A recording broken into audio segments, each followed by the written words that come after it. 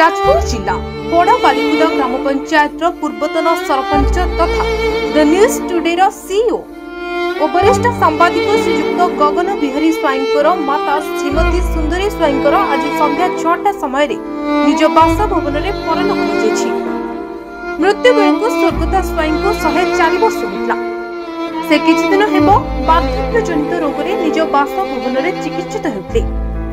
मृत्यु शज्या निकट में शोक संतप्त परिवार उपस्थित थे। मृत्यु खबर प्रसारित होगा पर ग्राम में एक शोकाकुल परिवेश सृष्टि होछि। शेष दर्शन करने बहु मान्यगण्य जीवा सहित अमर आत्मार सद्गति कामना करते। Bureau report news today.